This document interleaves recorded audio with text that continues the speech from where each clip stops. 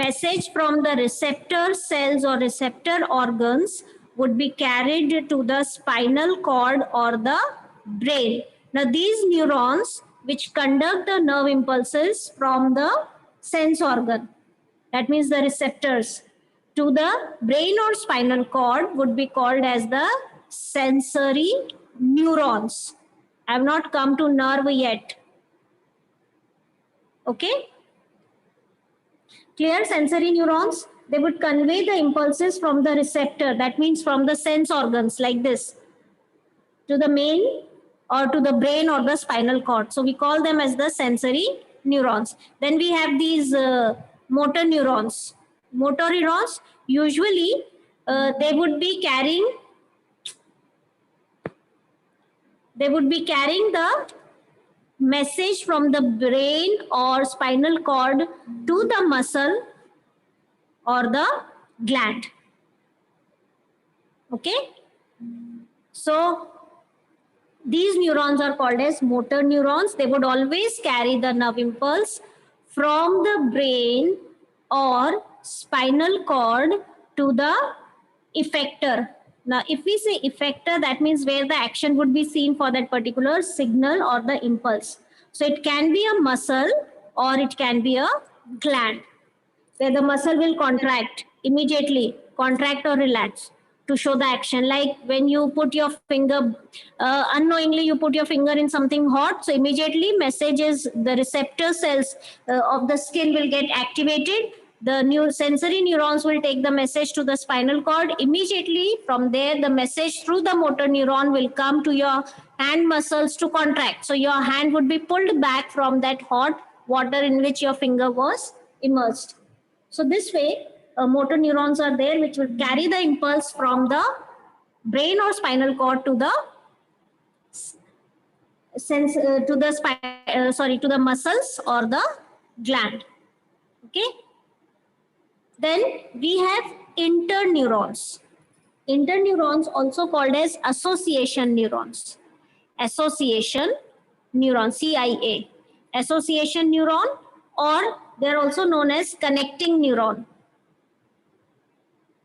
Association neuron or connecting neuron or interneuron, which are located within the central nervous system. That means in the brain and spinal cord only we find them, where they are a connection between the sensory neuron and the motor neuron. Okay?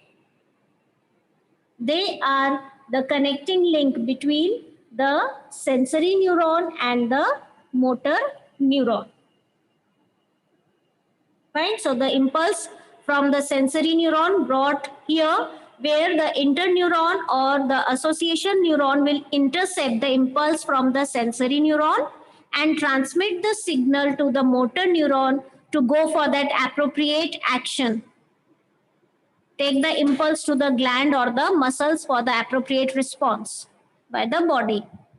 So these association neurons or the connecting neurons or interneurons are only found in the brain and spinal cord, where they form an interlink between the sensory neuron and the motor neuron. Clear?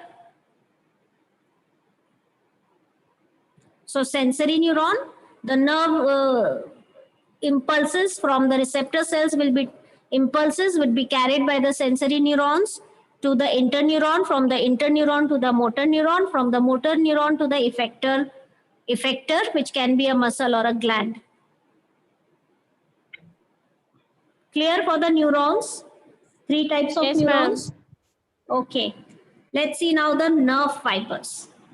Nerve fibers are thread-like, these nerves rather are thread-like white structures that would emerge from the brain and spinal cord and then branch out in different parts of the body.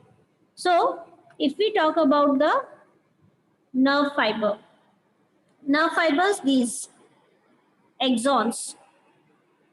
Okay. So what happens here? Many these axons surrounded by the Schwann cell, that is the myelin sheath, are there. So in bundle of nerve fibers would be called as a nerve.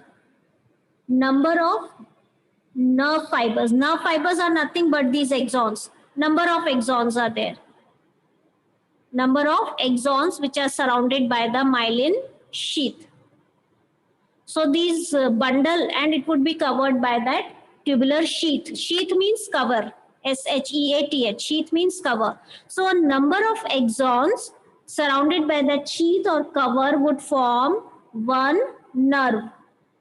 So a nerve is made up of nerve fibers. Nerve fibers are a number of axons surrounded by the myelin sheath if they are the myelinated nerve fibers.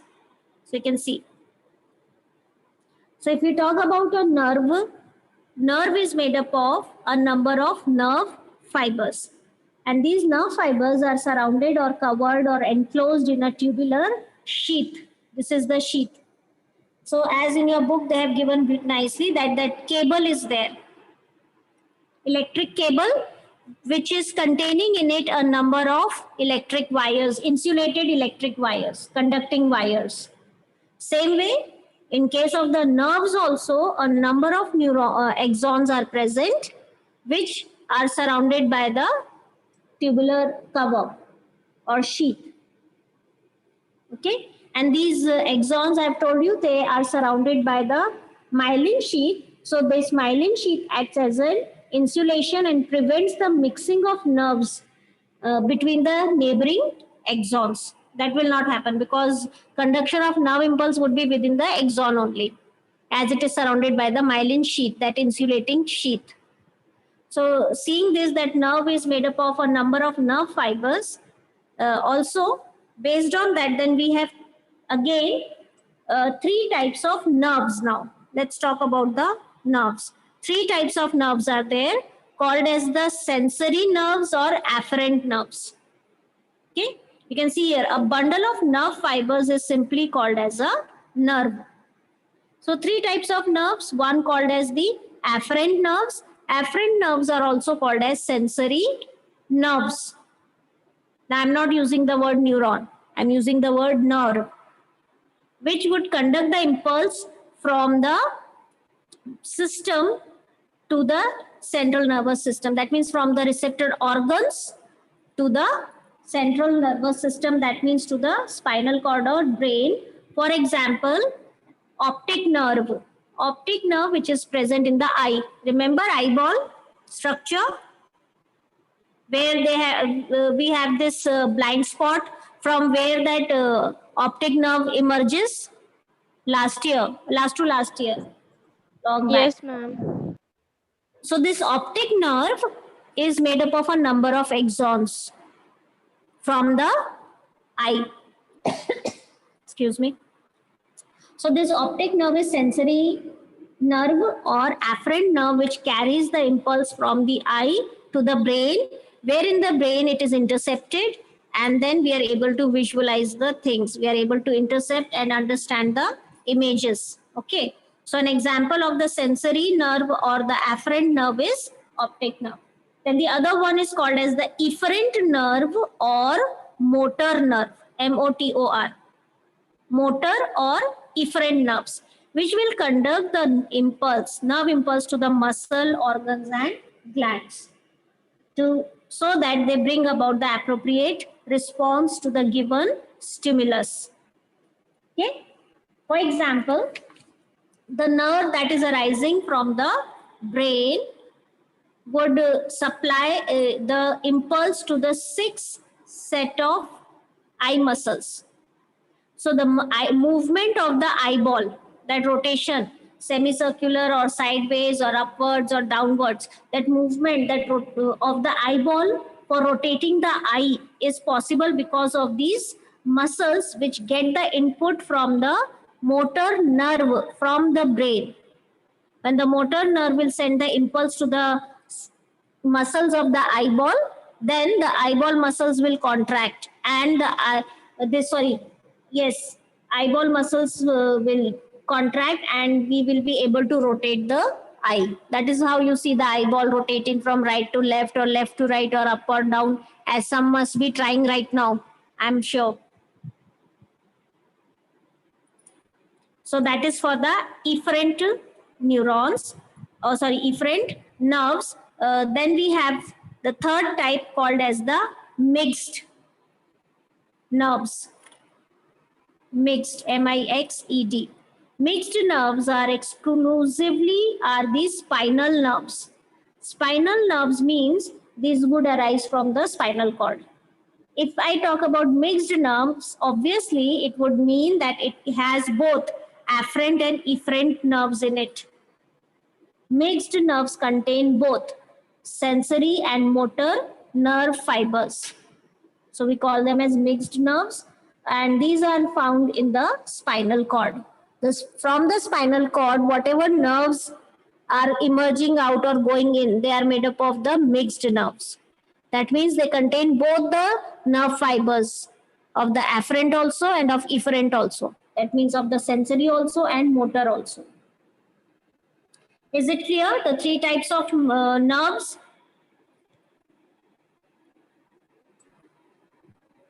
Yes, ma'am. Okay, very simple. Just remember to use the right word for neuron, when to use neuron and when to use nerve after reading the question carefully and understanding. Otherwise, instead of nerve, if you write neuron over there when it is needed to be nerve, you may lose mark. So be careful and in understanding the question. Okay. Then one more term, ganglia. Now ganglia, plural, ganglion, singular. Ganglion means aggregate of the cell bodies of the neuron. They are together. So this mass of or aggregate of the nerve cells is called as ganglia, from which the nerve fibers may arise or enter. So these cell bodies of the nerve cells would be together as aggregates. We call them as the ganglia, which forms as a mass of tissue. That would be called as ganglia. Synapse we have already seen. Let's look into now the brain and the spinal cord.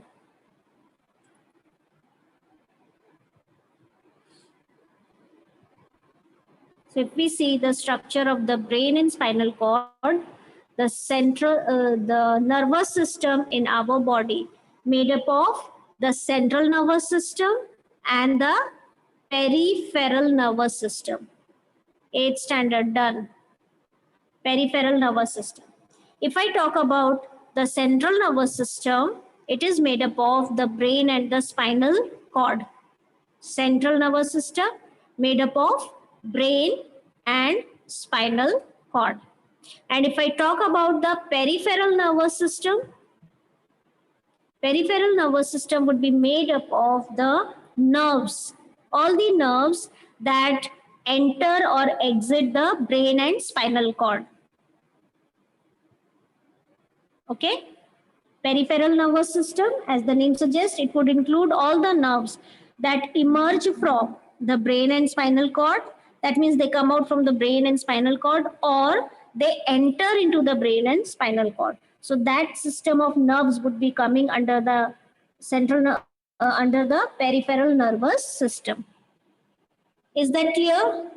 Simply nerves of brain and spinal cord will make up the peripheral nervous system. Then Yes, this peripheral nervous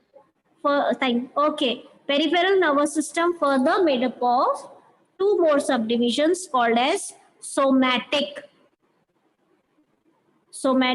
peripheral nervous system, and the other one is called as autonomic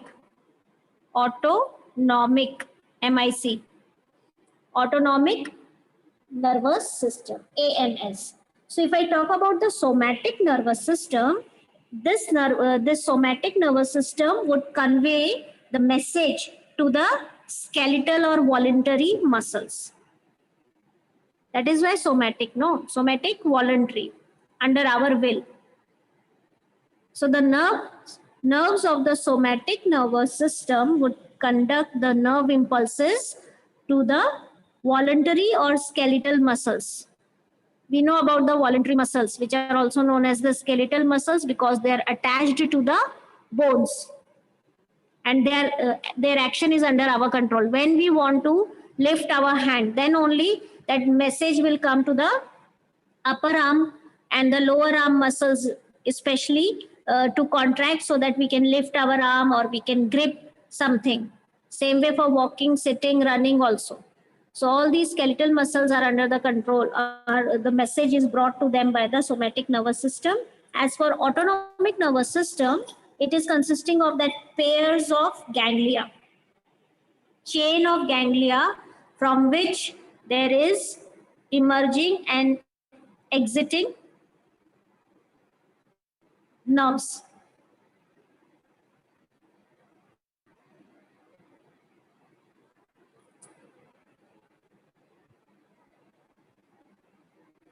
Can you see this one? Autonomic nervous system. Yes, ma'am. Here, ganglia are there. Ganglia, the swollen mass of the cell bodies from which the nerves will enter or exit. So the autonomic nervous system, it is controlling the involuntary actions of the body, which are not under our control, like sweating, secretion of the glands, blood pressure, heart, etc., which is further divided into sympathetic and parasympathetic nervous system. Still, there is more division of the autonomic nervous system. For this autonomic nervous system, therefore, these both sympathetic and parasympathetic divisions of the autonomic nervous system, they work antagonistic to each other. Antagonistic means opposite to each other. If, for example, the sympathetic nervous system will accelerate the heart rate, heartbeat will be increased by the nerve impulses sent by the sympathetic nervous system, then parasympathetic nervous system will slow down that heartbeat rate. Okay. If for the sympathetic nervous system, it during some emergency situation, what may happen? The lungs will become dilated, the bronchioles will become dilated, and the person will start breathing a lot. And the parasympathetic nervous system will constrict, will narrow down the diameter of the bronchi and bronchioles, thereby bringing back that faster rate of breathing to normal. When someone is under shock or some surprise, the eyeball dilates. Dilation of the pupil of the eye takes place by the action of the sympathetic nervous system. And parasympathetic nervous system will constrict that pupil of the eye. And during emergency situations or when someone is under shock, one feels dryness of the mouth. This dryness of the mouth is because of the action of sympathetic nervous system on the salivary gland, which inhibits the secretion of the saliva. That is why that dryness in the mouth is felt. And parasympathetic nervous system will do the opposite. It will stimulate the salivary gland to start the secretion of the saliva. So gradually that dryness feeling of your mouth will recede, will go away. So both work antagonistic to each other. If one accelerates, other deaccelerates or retards. Okay. And yeah, different optic nerve I was talking about. There are many, we will see about them. Let's look into the parts of the brain quickly. Before that, the brain and the spinal cord are covered by three membranes, which are called as meninges. And these meninges, if they get inflamed, infected, that condition is called as meningitis.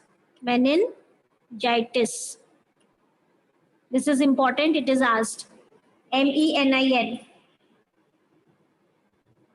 Meningitis. Inflammation of these three membranes. And these three membranes, the outer one is called as dura mater, which is tough, fibrous. Middle one is web-like, that of the spider's web. So it is called as arachnoid, cushiony. And the inner one is very thin and richly supplied with the blood vessels. So we call it as pia mater. Earlier also I had told you verbally. Okay. So they have shown one section of the brain where the brain, being delicate organ, is enclosed in a structure of the bone called as the skull, that is the cranium or the brain box. And inside that, the three membranes cover the brain, namely from outside to inside, dura mater, it can be asked, middle membrane, arachnoid, and the innermost being pia mater. Then for the spinal cord also the same. The three layers cover the enclose the spinal cord, that is dura mater, arachnoid, and pia mater. And inflammation of the meninges, if takes place, it would be called as meningitis. Further, the brain, as you can see, is enclosed or between these layers. 1 minute. Between these dura mater and pia mater and arachnoid and pia mater, dura mater and arachnoid and pia mater, there is that space which is filled with a watery fluid called as cerebrospinal fluid. Cerebrospinal fluid fills up the space between the membranes. Function of this being that it helps in absorbing the shock waves, thereby protecting the brain from shock. So this cerebrospinal fluid will act like a cushion, to protect the brain from shocks. And you can see here in the brain also there is presence of hollow spaces. Inside the brain also there are cavities. These cavities are called as ventricles. Ventricles. So these ventricles, that means the inner central space, is also filled with the cerebrospinal fluid, as well as in the spinal cord. That also we had seen, which is having that structure in the center of the spinal cord. As we see it, there is presence of one central canal, hollow tube called as the central canal, which is also filled with the cerebrospinal fluid, which not only protects but also helps in exchange of the nutrients, gaseous material, waste material. That is also there. So any doubt till now?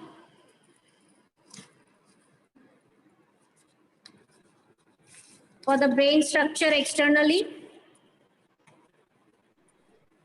No, ma'am. Okay.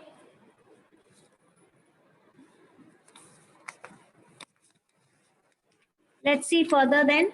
Visibly, the parts of the brain that are visible, three parts: cerebrum, then the cerebellum. So cerebrum being the largest part, then the cerebellum, and then at the base presence of the medulla oblongata. Brain divided into three parts based on what structures of the brain are visible. First of all, that division of the brain. Then another one is all parts taken together. The brain can be further primarily divided into three regions, that is forebrain, midbrain, and hindbrain. Under the forebrain will come this cerebrum, thalamus, hypothalamus, then the midbrain, which is made up of the reflex part that is controlling the actions, reflexes related to eyes and ears, and the hindbrain, which is consisting of this cerebellum and the pons and medulla oblongata. We'll see them one by one.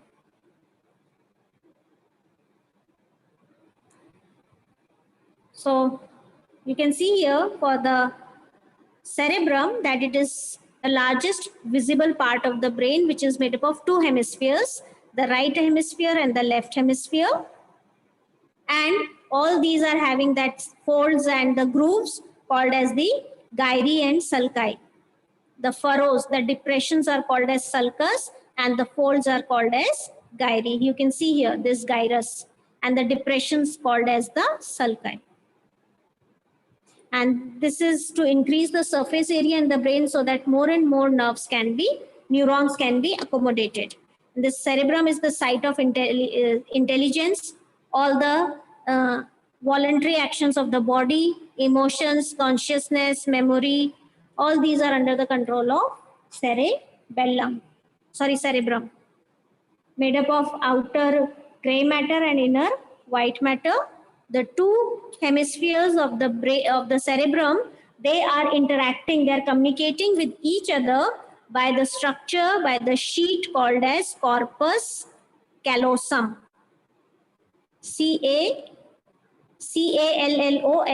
This is a sheet of fibers which connects the two cerebral hemispheres. I'll show you here. Okay, this blue one, can you see? This sheet like this.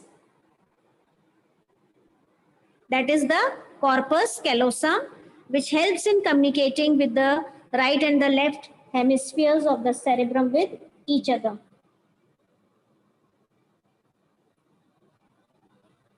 Any doubt till now?